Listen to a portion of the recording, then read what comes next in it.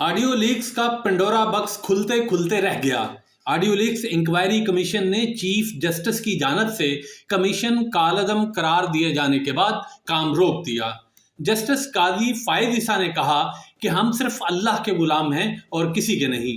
मजीद जानते हैं आज के इस वीडियो में। गुज़िश्ता एक साल से वक्फे से सामने आने वाली ऑडियो लीक्स ने सियासी हलकों में बड़ा तूफान मचा रखा है। इन लीक्स में ज्यादातर वो ऑडियोज शामिल हैं जिनसे बज़ाहिर वो सारे भेद खुल जाते हैं कि किस तरह गुज़िश्ता एक दहाई के दौरान एक मसनूई निज़ाम कायम करने की कोशिश की गई और उस निज़ाम के स्टेक होल्डर्स किस तरह अब भी इसे बरकरार रखने की कोशिश कर रहे हैं। हुकूमत ने इन ऑडियो लीक्स की तहकीकात के लिए सुप्रीम कोर्ट के सीनियर तरीन जज जस्टिस काजी फायद ईसा की सरबराही में 3 रुकनी कमीशन कायम किया था। इस कमीशन ने इब्तदाई इजलास में न सिर्फ कार्रवाई और अपने काम के कवायदो ज़वाबित तय किए बल्कि फ्रीकैन को नोटिस भी जारी कर दिए थे, जिसके बाद सुप्रीम कोर्ट में इस कमीशन के खिलाफ एक रिट दायर हुई और चीफ जस्टिस की सरबराही में 5 रुकनी बेंच ने जुमा के रोज कमीशन का कयाम कालअदम करार दे दिया। हफ्ता के रोज कमीशन का पहले से तयशुदा इजलास कमीशन के सरबराह जस्टिस काजी फायद ईसा की सरबराही में हुआ। इजलास में जस्टिस काजी फायद ईसा ने कहा कि सुप्रीम कोर्ट कवायद के मुताबिक फ्रीकैन को पेशगी नोटिस जारी करना होते हैं। कमीशन को किसी भी दरखास्त गुजार ने नोटिस नहीं भेजा। सुप्रीम कोर्ट के रूल्स पर अमल दरामद लाजम है। नोटिस के हवाले से बयान हल्फी भी अदालत में दिया जाता है।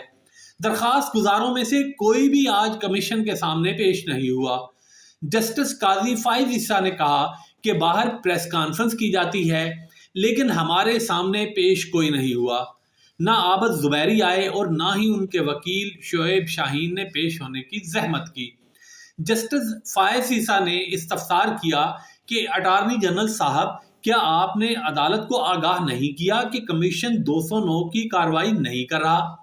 अटॉर्नी जनरल से मुकालमा करते हुए जस्टिस फायद ईसा ने कहा कि सरप्राइज हुआ हूं कि आपने कल इन नुकात को रद्द नहीं किया।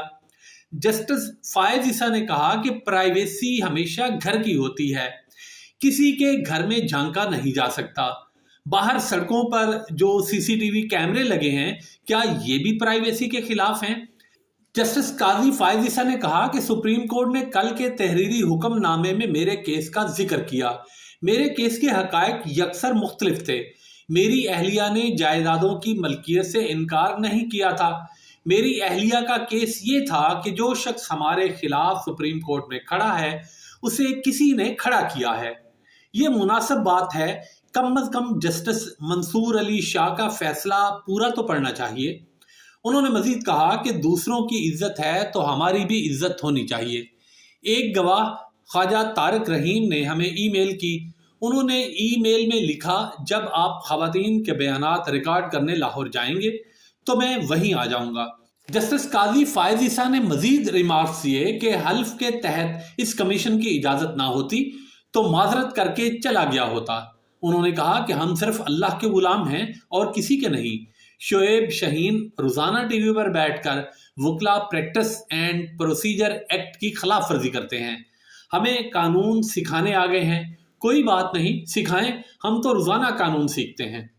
बाद सुप्रीम कोर्ट की जानिब से कालअदम करार दिए गए 3 रुकनी कमीशन ने काम रोक दिया। जस्टिस काजी फायद ईसा ने रिमार्क्स दिए कि अटॉर्नी जनरल साहब, हम माजरत खा हैं। सुप्रीम कोर्ट का जुडिशल आर्डर है, इसलिए मजीद काम जारी नहीं रख सकते।